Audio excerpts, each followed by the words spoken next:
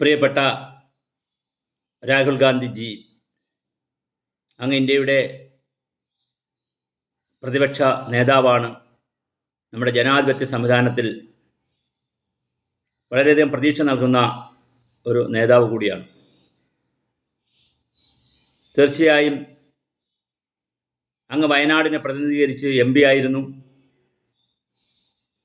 2 സ്ഥലത്തും മത്സരിച്ചില്ലായിരുന്നുവെങ്കിൽ ഒരുപക്ഷെ വയനാട് മാത്രമായിരുന്നെങ്കിൽ ഇപ്പോഴും MP ആയിരിക്കും. ഞാനിപ്പോൾ ഈ വീഡിയോയായി വരാൻ കാരണം, അങ്ങയുടെ വകയായി ഒരു പ്രസ്താവന വയനാടിൻ്റെ ടൂറിസവുമായി ബന്ധപ്പെടുത്തി ഒരു പ്രമുഖ പത്രത്തിൽ ഞാൻ വായിക്കുവാനിടയായി. അങ്ങ് വയനാടിലെ ടൂറിസത്തെ പ്രൊമോട്ട് ചെയ്യുന്നതിന് വേണ്ടി ഒരുപാട് കാര്യങ്ങൾ പറയുന്നുണ്ട്. അത് സ്വാഗതാർഹമാണ്, യാതൊരു തർക്കവുമില്ല. അതുപോലെ തന്നെ കഴിഞ്ഞ ദിവസം ബഹുമാനപ്പെട്ട സംസ്ഥാന പൊതുമരാമത്ത് ടൂറിസം മന്ത്രി ശ്രീ മുഹമ്മദ് റിയാസും വയനാടിലെ യുവ MLA ശ്രീ സിദ്ദിഖും ഒന്നിച്ചൊരു പാലത്തിൻ്റെ അടുത്തുകൂടി നടന്നിട്ട് ഒരു പരസ്യം പോലെ പറയുന്നുണ്ട്, വയനാടിലേക്ക് എല്ലാവരും വരണം, അവിടെ ടൂറിസം വളരെ പ്രധാനമാണ്, അവിടെ അങ്ങനെ ഉരുൾപൊട്ടലൊന്നും വലിയ പ്രതിസന്ധി ഉണ്ടാക്കിയിട്ടില്ല, എല്ലാവരും വരണം. പ്രിയപ്പെട്ട രാഹുൽജി, ഇന്ത്യൻ നാഷണൽ കോൺഗ്രസിൻ്റെയും ഇന്ത്യയുടെയും ചരിത്രം പരിസ്ഥിതിയുമായി വലിയ ബന്ധമുള്ളതാണ്. സ്വാതന്ത്ര്യത്തിന് മുമ്പുള്ള ഭാരതത്തിലും വലിയൊരു സംസ്കാരമുള്ള ജനതയാണ്. ഒരു മരം മുറിക്കുമ്പോൾ 10 തൈ വയ്ക്കണമെന്നും വൃക്ഷപൂജയും വൃക്ഷ ആയുർവേദവും കാവുകളും കുളങ്ങളും നദികളും പുഴകളും എല്ലാം സംരക്ഷിച്ചിരിക്കുന്ന ഒരു സംസ്കൃതിയുടെ പിന്മുറക്കാരാണ് നമ്മളെല്ലാവരും, ഭാരതീയർ. അതൊരു വലിയ സംസ്കാരം തന്നെ ഇവിടുണ്ട്. പ്രകൃതിയെ സംരക്ഷിക്കുന്ന, സൂര്യനെയും വെള്ളത്തെയും മഴയെയും ഒക്കെ ആദരിക്കുന്ന, ബഹുമാനിക്കുന്ന വലിയൊരു സംസ്കാരം നമുക്കുണ്ട്. മഹാത്മജി പറഞ്ഞത്, nature or earth provides every man's need, no man's greed. എല്ലാവർക്കുമുള്ളത് ഈ ഭൂമി തരുന്നു, പ്രകൃതി തരുന്നു, ആരുടെയും അത്യാഗ്രഹത്തിനുള്ളതില്ല. അങ്ങയുടെ കൂടെ മുത്തശ്ശിയായിട്ടുള്ള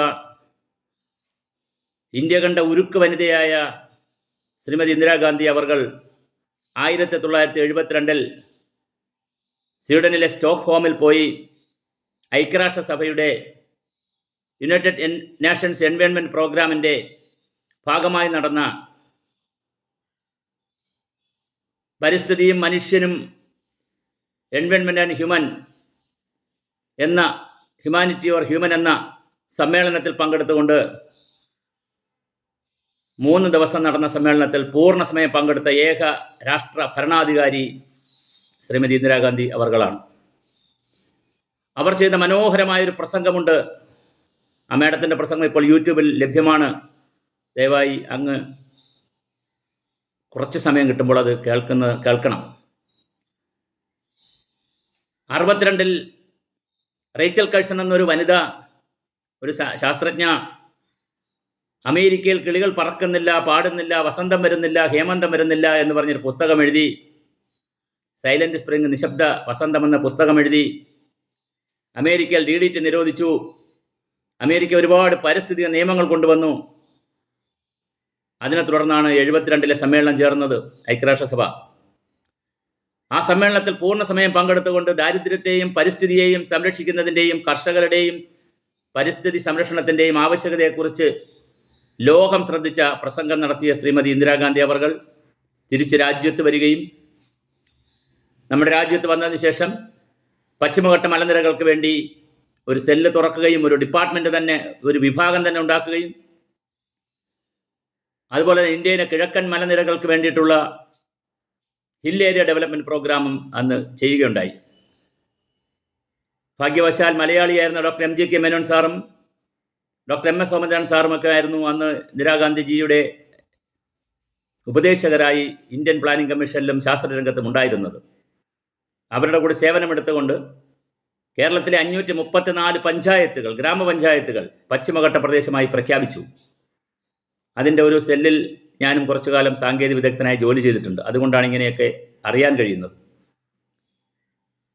ആ പശ്ചിമഘട്ട മലനിരകളെ സംരക്ഷിക്കുന്നതിനാവശ്യമായ കൃഷിയെയും പരിസ്ഥിതിയെയും ഒക്കെ സംരക്ഷിച്ചുകൊണ്ട് എങ്ങനെയാണ് പശ്ചിമഘട്ട മലനിരകളിലെ പാവപ്പെട്ട ജനങ്ങളുടെ, കർഷകരുടെ ജീവിത നിലവാരം പടിപടിയായി ഉയർത്തുന്നതിനാവശ്യമായ പ്രവർത്തനങ്ങൾ എന്തൊക്കെയാണെന്നുള്ള വളരെ വിപുലമായ ഒരു പരിപാടിയായിരുന്നു അത്. ഇപ്പോൾ ആ പരിപാടി നിർത്തിയിട്ടുണ്ട്. നിലവിൽ ആ പരിപാടിയില്ല. അതുപോലെ hill area development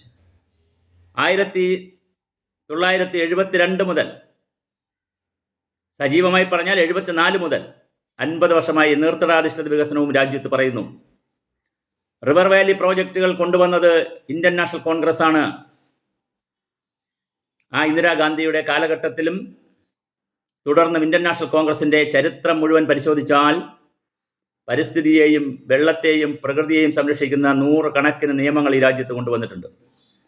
72 environmental protection act, Indian forest conservation act, വന്യജീവികളുടെ സംരക്ഷിക്കുന്നതിനുള്ള നിയമം, എൻവയോൺമെൻറ്റ് ആക്ടുകൾ, ജലനിയമം, ജലമലിനീകരണ നിയന്ത്രണ നിയമം, ടൈഗർ ആക്ട്, എത്ര നിയമങ്ങളാണ് കൊണ്ടുവന്നത്.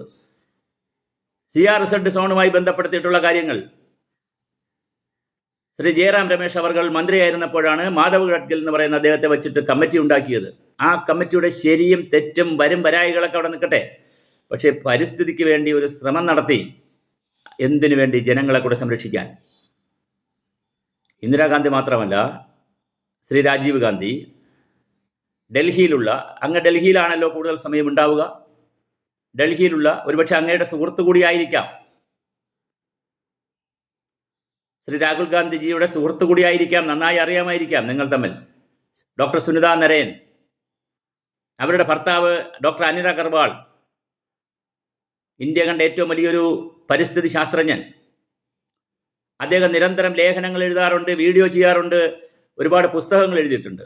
അദ്ദേഹത്തിൻ്റെ ഒരു ലേഖനം കണ്ടിട്ട് ശ്രീമാൻ രാജീവ് ഗാന്ധി ഇന്ത്യൻ പാർലമെൻറ്റിലെ അംഗങ്ങൾക്ക് വേണ്ടി, MP-മാർക്ക് വേണ്ടി ഒരു സെഷൻ തന്നെ നടത്തി. ശ്രീ അനിൽ അഗർവാളിനെ വിളിച്ച് എന്താണ് അദ്ദേഹത്തിന് പറയാനുള്ളത്, ഇന്ത്യയിലെ പരിസ്ഥിതി സംരക്ഷിക്കുന്നതിൽ അനിൽ അഗർവാളിൻ്റെ ആശങ്ക എന്താണ് ആസ് എ സയൻറ്റിസ്റ്റ് എന്ന് കേൾക്കുകയും അതിനാവശ്യമായ അവസരമുണ്ടാക്കുകയും ചെയ്തു ശ്രീ രാജീവ് ഗാന്ധി. ഒരു വശത്ത് ടെക്നോളജിക്ക് വേണ്ടി പ്രവർത്തിക്കുമ്പോൾ തന്നെ മറുവശത്ത് പരിസ്ഥിതിക്കും പ്രകൃതിക്കും വേണ്ടി വലിയ ചിന്തകൾ കൊടുത്തിട്ടുള്ള പ്രധാനമന്ത്രിയായിരുന്നു രാജീവ് ഗാന്ധി. അങ്ങനെയുള്ള ശ്രീമതി ഇന്ദിരാഗാന്ധിയുടെ ചെറുമകൻ, കൊച്ചുമകൻ, ശ്രീ രാജീവ് ഗാന്ധിയുടെ മകൻ തീർച്ചയായും വലിയ പരിസ്ഥിതി ബോധത്തിലേക്ക് ഊന്നിയ പ്രവർത്തനങ്ങളിലേക്ക് ഇടപെടേണ്ടതുണ്ട്. പരിസ്ഥിതി ബോധമെന്ന് പറഞ്ഞാൽ പരിസ്ഥിതിയെ തൊടാതെ, മണ്ണിനെ തൊടാതെ, വെള്ളത്തെ തൊടാതെ മൃഗങ്ങൾക്കും കാട്ടുകുരങ്ങന്മാർക്കും സിംഹവാലൻ കുരങ്ങന്മാർക്കും ഭൂമി വിട്ടുകൊടുക്കുന്നതല്ല.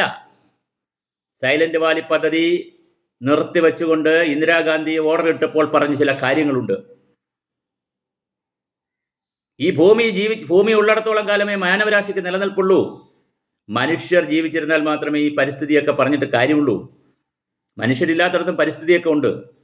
ഡെസേർട്ടുകളില്ലേ, മരുഭൂമികൾ, പീഠഭൂമികൾ, പർവ്വതങ്ങൾ, കായലുകൾ, നദികൾ, കടലുകൾ, എത്ര സ്ഥലങ്ങളുണ്ട്. അവിടെയെല്ലാം നമ്മൾ കൺസേൺ ആവുന്നുണ്ടോ? വിലങ്ങാട് ഉരുൾപൊട്ടിയല്ലോ കോഴിക്കോട്, നമ്മൾ കൺസേൺ ആയോ? എന്തുകൊണ്ട് ആരും മരിച്ചില്ല? ഒരാളിനാണ് അപകടമുണ്ടായത്. ഉണ്ടകമലയിലും ചൂരൽമലയിലും 100 കണക്കിന് പേർ മരിച്ചത് കൊണ്ടാണ് നമുക്ക് വേദനയും സങ്കടവും ഉണ്ടാകുന്നത്. അതുകൊണ്ട് പ്രിയപ്പെട്ട രാഹുൽ ഗാന്ധി, അങ്ങയോടുള്ള എല്ലാ ആദരവും സ്നേഹവും ബഹുമാനവും നിലനിർത്തി പറയട്ടെ. ഭാരതത്തിൽ ഒരു സംസ്കൃതിയുടെ ഭാഗമായി, ഒരു സംസ്കാരത്തിൻ്റെ ഭാഗമായി നാം പിന്തുടർന്ന് വന്നിരുന്ന നമ്മുടെ ഭൂമിയെയും ഭൗതിക ഘടകങ്ങളെയും പരിസ്ഥിതിയെയും സംരക്ഷിക്കുന്ന വലിയ പാരമ്പര്യമുള്ള രാജ്യത്ത് ലോകമാകെ ഈ പ്രതിസന്ധി വന്നപ്പോൾ, ലോകത്തിന് കാലാവസ്ഥയിൽ മാറ്റമുണ്ടാകുന്നു, ഭൂമിക്ക് ചൂട് കൂടുന്നു, ആഗോളതാപനം വരുന്നു, ഭൂമിക്ക് പനിയാണ് എന്ന് അറിഞ്ഞപ്പോൾ ഏറ്റവും ആദ്യം, മുമ്പേ ഞങ്ങൾ എന്നുള്ള നിലയിൽ ഏറ്റവും ആദ്യം ഇതിനു വേണ്ടി നടപടികൾ എടുത്തത് ഇന്ത്യൻ നാഷണൽ കോൺഗ്രസും ശ്രീ രാഹുൽ ഗാന്ധിയുടെ കുടുംബത്തിൽപ്പെട്ടവരുമാണ്. തീർച്ചയായും ആ ഒരു വലിയ പാരമ്പര്യമുള്ള പരിസ്ഥിതിയെ സംരക്ഷിക്കുന്ന, പ്രകൃതിയെ സംരക്ഷിക്കുന്ന വലിയൊരു പിന്തുടർച്ചയുള്ള അങ്ങ് വയനാടിൻ്റെ കാര്യത്തിൽ കുറച്ചുകൂടി ശ്രദ്ധിക്കണം എന്നാണ് അഭ്യർത്ഥിക്കുവാനുള്ളത്. ജലപരിസ്ഥിതി രംഗത്തും ദുരന്ത പരിപാലന പ്രതികരണ മേഖലകളിലുമൊക്കെ ശ്രദ്ധിക്കുന്ന ആളെന്നുള്ള നിലയിൽ, അല്ലെങ്കിൽ പ്രവർത്തിക്കുന്ന ആളെന്നുള്ള നിലയിൽ കേരളത്തിൽ ദുരന്തങ്ങൾ നോർമലാവുകയാണ്. മഴ മാറുകയാണ്. മഴക്കാലത്തിന് വ്യത്യാസമുണ്ടാകുന്നു. കുറഞ്ഞ സ്ഥലത്ത് കുറഞ്ഞ സമയം കൊണ്ട് വലിയ മഴ വരുന്നു. കടൽ തീരം അശാന്തമായി കൊണ്ടിരിക്കുന്നു. ആശങ്കകൾ ഉണർത്തുകയാണ് നമ്മുടെ മലനിരകൾ. മലനിരകൾ ആരുടേതാണ്? അത് കർഷകരുടേതാണ്. 1822 രാജ്ഞിയുടെ കാലത്താണ് വ്യാപകമായി ആളുകൾ ഏലകൃഷിയൊക്കെ ചെയ്യാൻ തുടങ്ങിയത്. സർക്കാരുകൾ തന്നെയാണ് ജനങ്ങളോട് അവിടെ പോയി ഇത് ചെയ്യാൻ പറഞ്ഞത്. വെറുതെ പോയതല്ല മലകളിൽ. രണ്ടാം ലോക മഹായുദ്ധം, നാട്ടിൽ പട്ടിണി, ദാരിദ്ര്യം, 1924 പ്രളയം, 69 പ്രളയം, ധാരാളം പ്രളയങ്ങളും പട്ടിണിയും ദാരിദ്ര്യവും ലോകമഹായുദ്ധവും ദിവാന്റെ ദുഷിച്ച ഭരണവും എല്ലാം കണ്ട് മടുത്തൊരു ജനത, അതിജീവനത്തിന് വേണ്ടി പുല്ല് തിന്ന് ജീവിച്ച ജനത, കപ്പ പോലും ഇല്ലാതിരുന്നൊരു ജനത, അതിജീവനത്തിന് വേണ്ടി കുറേ ആളുകൾ, കർഷകർ കുടിയേറിയതാണ് അവിടെ. അവർക്കവിടെ ജീവിക്കണം. അവരുടേതാണ് മല. കടലെന്ന് പറയുന്നത്, കടലമ്മ എന്ന് പറയുന്നത് കടൽ തീരത്തെ മക്കളുടേതാണ്. മത്സ്യജീവനം സമ്പത്തിനെ ആശ്രയിച്ച് ജീവിക്കുന്ന 10-35% വരുന്ന കടലോരത്തുള്ളവരുടേതാണ് കടലമ്മ. കടൽ അത് നമുക്ക് കരയിലുള്ളവർക്ക് പോയി നശിപ്പിക്കാനുള്ളതല്ല. വയനാടും അങ്ങനെ തന്നെയാണ്. അപ്പം അങ്ങനെയുള്ള വയനാടിൽ, ഒരുപാട് പ്രകൃതി വിഭവങ്ങളുള്ള വയനാടിൽ, 10-12 ലക്ഷം ജനങ്ങളുള്ള വയനാടിൽ, ജനസംഖ്യയുള്ള വയനാടിൽ മഹാഭൂരിപക്ഷവും ജീവിക്കുന്നത് കൃഷിയുമായി ബന്ധപ്പെടുത്തിയിട്ടാണ്. കന്നുകാലി വളർത്തലും കൃഷിയും അതിൻ്റെ അനുബന്ധമായ കാര്യങ്ങളുമാണ് ഏറ്റവും പ്രധാനം വയനാടിനെ സംബന്ധിച്ച്. അത് മറന്നുകൊണ്ടുള്ളൊരു വയനാടിനെക്കുറിച്ച് ആരും ചിന്തിക്കരുത്. ദയവായി ആരും ചിന്തിപ്പിക്കുകയും അരുത്. നമുക്ക് ടൂറിസം വേണം. ടൂറിസത്തിന് യാതൊരു പ്രശ്നവുമില്ല. പക്ഷേ ഏത് തരത്തിലുള്ള ടൂറിസമാണ് ആവശ്യം? വയനാടിലുള്ള ജനങ്ങൾക്ക് വരുമാനം കിട്ടുന്ന, വയനാടിലുള്ള ആദിവാസികൾക്ക് ജോലി കിട്ടുന്ന, അവർക്ക് തൊഴിൽ കിട്ടുന്ന, അവിടുത്തെ ആളുകൾക്ക് നല്ല വരുമാനമുണ്ടാകുന്ന ടൂറിസത്തെക്കുറിച്ച് ചിന്തിക്കണമോ? പുറം ജില്ലകളിൽ നിന്നും മറ്റു സ്ഥലങ്ങളിൽ നിന്നും വന്ന് താമസിക്കുന്ന, വസ്തു വാങ്ങുന്ന, റിസോർട്ട് വാങ്ങുന്ന മറ്റൊരു തരം ടൂറിസത്തെക്കുറിച്ച് ചിന്തിക്കണമോ? ഇതവിടുത്തെ രാഷ്ട്രീയ പ്രസ്ഥാനങ്ങൾ വളരെ ഗൗരവമായി ആലോചിക്കണം. ബഹുമാനപ്പെട്ട പൊതുമരാമത്ത് വകുപ്പ് മന്ത്രിയുടെ നാട് കൂടിയാണ് കോഴിക്കോടും വയനാടുമൊക്കെ. ശ്രീ സിദ്ദിഖ് എം.എൽ.എ യുവ എം.എൽ.എ ആണ്. ശ്രീ രാഹുൽ ഗാന്ധി നേരത്തെ MP ആയിരുന്നു. ഒരുപക്ഷെ ഭാവിയിലും MP ആയി അവിടെ വരാം. ഏതെങ്കിലും സാഹചര്യത്തിൽ ചിലപ്പോൾ മത്സരിക്കാൻ വന്നേക്കാം. തീർച്ചയായിട്ടും അങ്ങ് ഇത് വളരെ ഗൗരവമായി ഈ വിഷയത്തെ കൈകാര്യം ചെയ്യുകയും, അങ്ങിപ്പോൾ ടൂറിസത്തിന് വേണ്ടി മുന്നോട്ട് വന്നതുപോലെ അതിൻ്റെ ശരിയും തെറ്റുമൊന്നും പറയാൻ ഞാൻ ആളല്ല. വയനാടിലെ കർഷകരെ ചേർത്ത് പിടിക്കണം. അവരാണ് നമുക്ക് അന്നം തരുന്നത്, ആഹാരം തരുന്നത്. ആ വയനാടൻ കർഷകരെ നെഞ്ചോട് ചേർത്ത് പിടിച്ച് അവർക്കുണ്ടായ അപകടത്തിൽ അവരോടൊപ്പം നിന്ന്, അത് കേവലം ആനുകൂല്യങ്ങൾ മാത്രം വാങ്ങിക്കൊടുക്കാനല്ല, അത് വാങ്ങിക്കൊടുക്കണം, അത് നമ്മുടെയൊക്കെ ഒരു ഉത്തരവാദിത്വമാണ്.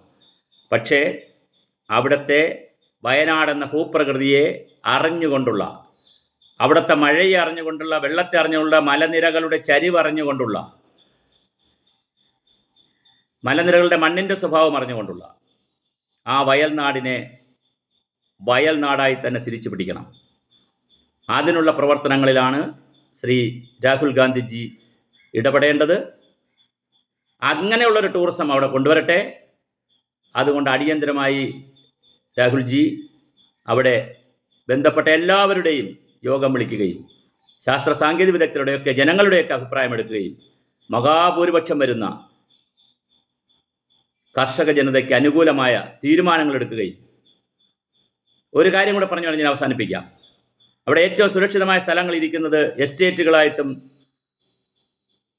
കുറച്ച് മുതലാളിമാരുടെ കയ്യിലുമാണ്. അത് 1947 ശേഷം, സ്വാതന്ത്ര്യം കിട്ടിയതിന് ശേഷം ആരുടെ കയ്യിലിരുന്നാലും അത് ഗവൺമെൻറ്റിന് ഏറ്റെടുക്കാമെന്ന് ഹൈക്കോടതിയുടെയും സുപ്രീം കോടതിയുടെയും വിധിയുണ്ട്. അപ്പോൾ അത് ഏറ്റെടുക്കുന്നതിന് തടസ്സമില്ല. പിന്നെ ഏറ്റെടുക്കാൻ ചെല്ലുമ്പോൾ ചില സിവിൽ കേസുകളോ അതും ഇതൊക്കെ വരും. അത് ഗവൺമെൻറ്റുകൾ പറഞ്ഞു തീർക്കണം. ശ്രീമതി നിവേദ പി ഹരൻ IAS-ഉം ശ്രീ രാജമാണിക്യം IAS-ഉം റവന്യൂ സെക്രട്ടറിമാരായിരുന്നപ്പോൾ വയനാടിലെ ഭൂമി തിരിച്ചെടുക്കാൻ ശ്രമം നടത്തിയിരുന്നു. അങ്ങനെയുള്ള IAS-കാർക്കും ഉദ്യോഗസ്ഥർക്കും ജനപ്രതിനിധികൾക്കുമെല്ലാം സപ്പോർട്ട് കൊടുത്ത് വയനാടിലെ നഷ്ടപ്പെട്ടു പോയ ഭൂമിയെല്ലാം തിരിച്ചെടുത്ത് അത് സർക്കാരിന് എടുക്കേണ്ടത് സർക്കാർ തിരിച്ചെടുത്ത് അവിടുത്തെ കർഷകർക്ക് കൊടുത്ത് കർഷകരെ കൂടി നെഞ്ചോട് ചേർത്ത് നിർത്തി അവർക്ക് കൈത്താങ്ങായി അവരെ കൂടി വിശ്വാസത്തിലെടുക്കുന്ന, അവർക്ക് വരുമാനം കൂട്ടുന്ന, അവർക്ക് എല്ലാ കാലവും ആ മലനിരകളിൽ സുരക്ഷിതമായി താമസിക്കുവാൻ കഴിയുന്ന ഒരു ടൂറിസത്തെക്കുറിച്ച്, വികസനത്തെക്കുറിച്ച് അങ്ങ് ചിന്തിക്കണം. അതിനാവശ്യമായ പ്രവർത്തനങ്ങൾ അങ്ങ് ഏറ്റെടുക്കണം. അതിന് ലീഡർഷിപ്പ് കൊടുക്കാൻ അങ്ങേക്ക് കഴിയും. അങ്ങേക്ക് അതിന് കഴിയട്ടെ. തീർച്ചയായിട്ടും വരും ദിവസങ്ങളിൽ അവിടുത്തെ കർഷകരെ ചേർത്ത് നിർത്തി എല്ലാ രാഷ്ട്രീയ പാർട്ടികളിലെയും ഭരണകക്ഷിയിലെയും പ്രതിപക്ഷത്തെയും, അത് രാജ്യത്തെ ആയാലും സംസ്ഥാനത്തെ ആയാലും പഞ്ചായത്തിലെ എല്ലാവരെയും കൂട്ടിയോജിപ്പിച്ചുകൊണ്ടുള്ള ഒരു ലീഡർഷിപ്പ് എടുക്കാൻ ശ്രീ രാഹുൽജിക്ക് കഴിയട്ടെ. അങ്ങനെ ചെയ്യുന്നതാണ് രാഹുൽജി അങ്ങനെ ചെയ്യുമ്പോഴാണ് ശ്രീ രാജീവ് ഗാന്ധിയോടും ശ്രീമതി ഇന്ദിരാഗാന്ധിയോടും മഹാത്മാഗാന്ധിയോടും നമ്മുടെ സംസ്കാരത്തോടും പൈതൃകത്വത്തോടുമൊക്കെ കൂടുതൽ നീതി പുലർത്തുവാൻ കഴിയുന്നത്.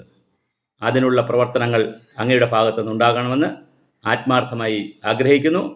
ഇത് ദയാപൂർവമുള്ള ഒരു അപ്പീലായി, ഒരു അപേക്ഷയായി കണക്കാക്കണം. നന്ദി, നമസ്കാരം.